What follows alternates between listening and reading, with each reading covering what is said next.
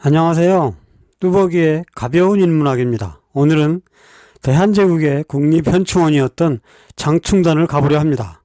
출발해 볼까요? 장충단 공원입니다. 장충단 공원은 서울 남산의 동북쪽 기슭에 있는데요. 이 근처 일대가 대한제국의 국립현충원이었던 장충단입니다. 신라호텔 전체와 그 옆의 자동차 곡장, 자유총연맹, 반얀트리 호텔, 국립해오름극장, 동국대 일부까지가 모두 장충단의 영역이었습니다. 현재 장충단 공원의 규모는 많이 작아졌지만 나무 그늘과 실개천, 그리고 산책로가 있어서 찾는 사람들이 많습니다. 장충단 공원을 찾는 이유는 이곳의 일제와 얽힌 아픈 사연이 있기 때문입니다. 함께 가보실까요? 보기만 해도 시원하시죠? 신라호텔에서 본 장충단 공원이고요. 건물들이 많은 곳이 장충동입니다. 영상으로 크게 보이는 곳은 바로 수표계입니다. 멀리서 보니 제법 운치가 있지요? 나무가 우거져서인지 장충단 공원의 모습은 제대로 보이질 않네요. 정면에서 보이는 건물들은 동국대학교입니다. 나무숲과 건물 뒤로 보이는 산은 당연히 남산이고요. 남산 정상에 있는 N타워도 시원하게 그 모습을 드러냅니다. 가만히 살펴보면 촬영을 하고 있는 이곳은 물론 더 아래까지도 남산의 동북쪽 줄기임을 쉽게 알 수가 있습니다. 자, 화면 왼쪽으로 작게 보이는 건물도 호텔인데요. 사실은 저곳까지가 옛날에 장충단입니다. 그러니까 지금의 지하철 동대 입구부터 반얀트리 호텔, 국립해오름극장까지가 모두 장충단이었던 겁니다.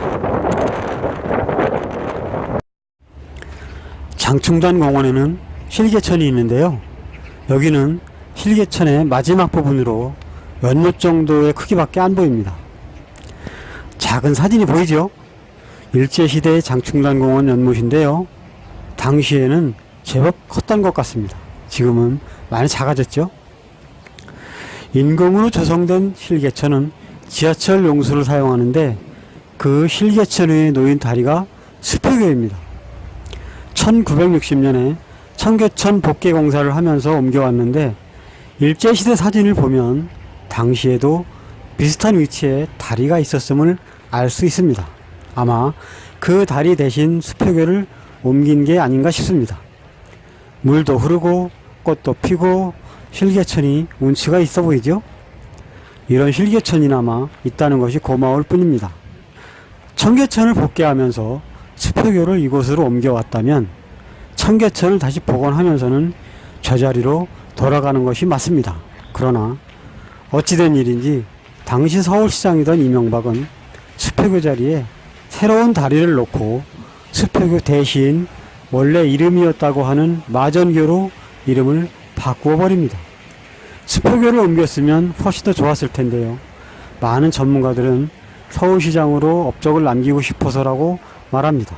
그 업적을 바탕으로 후에 대통령이 된 건 사실이거든요. 장충단 공원의 실개천에는 노란 코창포를 비롯한 각종 수생식물과 곤충들이 많이 살고 있습니다. 또 벚나무와 버드나무 같은 나무들도 많이 자라고 있지요. 자, 이 정도면 실개천을 산책하는 것만으로도 기분이 좋아지지 않을까요? 자, 이것이 바로 자연의 위대함이라고 생각합니다. 비록 실개천이 길거나 넓지는 않지만 또 그늘과 시원함이 넉넉하지는 못하지만 그런 공간에서 잠시 쉬면서 휴식을 즐길 수 있다는 것만으로도 충분히 힐링이 될 것이라고 생각합니다. 이 영상은 장충단 공원에서 신라호텔까지를 촬영한 것으로 대한제국 시절에는 대부분이 장충단에 포함이 되었습니다. 정자에서 오른쪽으로 둥근 지붕이 장충체육관이고요. 그 앞으로 작은 옛날 문이 하나 보이는데 이것이 영빈관으로 일제가 이토 히로부미를 추모한다고 지은 방문사의 정문입니다. 이토 히로부미를 한자로 이등방문이라고 하는데요. 여기서 따온 이름이 방문사입니다. 당시 일제는 방문사의 정문에 경희궁의 정문인 홍화문을 헐어다 짓는 만행을 저지릅니다. 그러니까 방문사를 짓는다고 대한제국의 국립현충원을 공원으로 만들어버린 것이죠. 안중근 의사에게 총 맞아 죽은 이토 히로부미, 그놈을 위해 지은 게 방문사라는 것입니다. 당시 장충단의 흔적들을 좀 볼까요? 앞의 두 개는 석등이고 그 앞에 있는 것은 제1강산 태평세계라고 새겨진 비석입니다. 석등과 비석 둘 다 문화재 골동품상인 배성관이라는 사람이 1963년에 세웠다고 하는데 왜, 무슨 이유로 장충단비 뒤에 세웠는지 알려진 바가 없습니다. 정확히 검증을 하여 문화재적 가치가 있는 것이라면 모를까, 아니라면 굳이 장충단 공원에 두어야 할 이유는 없다고 생각이 듭니다. 자, 이건 장충단비인데요. 원래 장충단비는 신라호텔 쪽에 있었지만 방문사가 들어서면서 다른 곳으로 옮겨졌다가 1969년에 이곳으로 다시 옮겨진 겁니다. 장충단의 규모가 컸던 만큼 건물들도 제법 있었을 텐데 지금 남아있는 것은 이 비가 거의 유일합니다. 비석의 장충단 글씨는 순종이 황태자 시절에 쓴 친필입니다. 장충단 공원 한켠에 있는 기억의 공간입니다.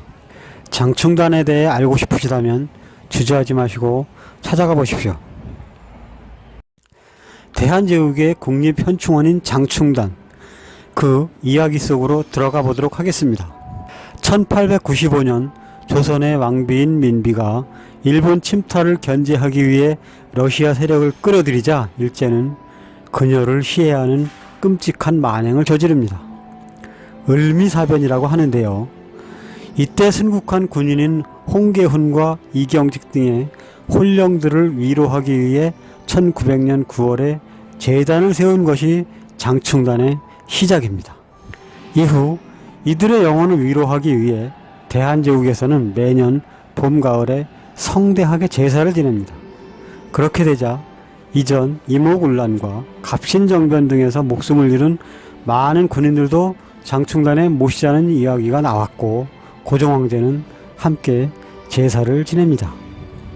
대한제국의 국가적인 현충 행사였던 탓에 제사를 지내는 날에는 군악대를 동원한 것은 물론 조총까지 쏘며 대한제국의 대대적인 행사로 자리를 잡습니다.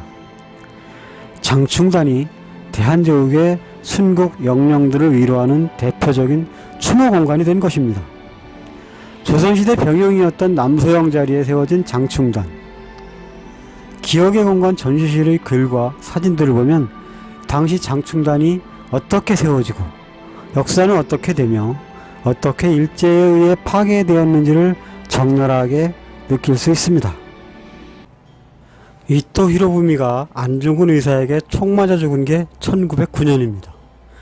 한일 병탄 1년 전인데요. 그놈이 죽은 지 20여 년이 지나자 일제는 그를 추모하는 사찰을 짓자고 총독부에 건의합니다. 당시 방문사 설계도인데요. A로 표시된 곳이 방문사이고 B로 표시된 곳이 장충단 공원입니다. 그러니까 A와 B 일대가 모두 장충단이었다는 말입니다. 방문사 건립을 하면서 일제는 그곳을 춘묘산이라 불렀고 정문을 경춘문이라 지었습니다. 춘묘는 이토 히로부미의 호이고 경춘은 경사스럽게 이토 히로부미를 맞이하는 문이라는 뜻이 담겨 있습니다. 정말 치밀한 놈들이지요. 그 방문사터가 지금의 신라호텔인 겁니다. 설계도 아래에 있는 세 장의 사진들은 당시 방문사 관련 사진들입니다. 방문사 배치도로 정문에서 창고까지 잘 나타나 있습니다. 정문도 참도도 현재 그대로라는 것을 기억해 두십시오. 방문사 전경 사진입니다. 왼쪽 건물이 정문인 경춘문이고요. 오른쪽에 있는 웅장한 건물이 방문사 본당입니다. 전경보다 좀 자세한 사진인데요. 왼쪽이 정문인 경춘문이고요. 오른쪽이 본당인 방문사입니다. 현재 신라호텔의 정문인데요. 경춘문과 똑같죠? 홍화문을 경희궁으로 옮기면서 똑같이 다시 지었다고 합니다. 계단이 굉장히 많아 보이죠? 신라호텔 영빈관으로 가는 계단입니다. 일본에서는 참도라고 하는데 참배하러 가는 길이라는 뜻이겠죠. 일본 신사나 신궁 가는 길에는 대부분 이런 계단이 있습니다. 계단 출발점에 돌기둥인데요. 남산아래 삼순위 계단이나 승려대 계단의 사각불 모양과는 좀 다르게 생겼습니다. 사각불이 아니라 그냥 사각형 기둥입니다. 어쩌면 신사나 신궁과 일반 절집의 차이일지도 모르겠습니다. 물론 개인적인 생각입니다. 자, 계단을 한번 올라가 볼까요? 계단과 계단 사이의 높이가 좀 낮아 보이는데요. 자, 저기 계단을 오르다 보면 재밌는 게 있습니다. 아래에서 볼 때는 일반 계단과 똑같은데 계단을 올라가다 보면 약간 둥근 모양을 하고 있는 것이 느껴집니다. 착시 현상인지는 잘 모르겠습니다. 이런 돌계단은 조선 신궁으로 가는 남산의 삼순위 계단이나 경성신사에 가는 숭여대 계단이나 똑같습니다. 여기는 자, 제1차 계단이 끝나는 지점인데요. 역시 사각 기둥과 옆에 석재가 있는데 아마도 일제강점기 때 방문사 건설 당시의 흔적일 것입니다. 3차 계단까지 다 오르면 화려한 옛날식 건물이 나타나는데요. 이것이 바로 앞에 사진에서 보았던 일제강점기 시절 이토 히로부미를 추모하는 방문사 본당이 있던 곳입니다. 야외 조각공원에서 보는 신라호텔 영빈관입니다. 정말 화려하죠? 이 땅의 장충단을 파괴하고 오직 한 놈을 위해 절집을 짓다니 일제의 악랄함에 분노가 치밀 정도입니다. 재미있는 것은 방문사를 지었던 당시 일본 건축회사가 훗날 이름만 바꾸어 신라호텔도 지었다는 것. 그래서일까요? 이 호텔의 주 고객은 일본인들이라고 하며 일본 대사관이 자위대 창립 50주년 행사를 연 곳도 바로 이곳입니다. 한때 한복 입은 사람은 출입을 못하게 하여 무리를 빚은 곳도 이곳이고 국회의원 나경원이 자위대 창립 행사에 참석하는 어이없는 짓을 한 곳도 여기입니다. 뭔가 이상하지 않습니까? 이상한 것은 또 있습니다. 이 성물은 석등 같은데요. 이제부터 볼 성물들은 아마 조금 낯설다는 느낌을 받으실 겁니다. 신라호텔 야외 조각공원에 있는 성물들임을 미리 밝힙니다. 어디를 보아도 이 성물들이 무엇인지 설명해 놓은 것이 없습니다. 여러분이 보이시기에는 무엇으로 보이십니까? 제가 보기에는 방문사의 흔적들이 아닐까 생각이 듭니다.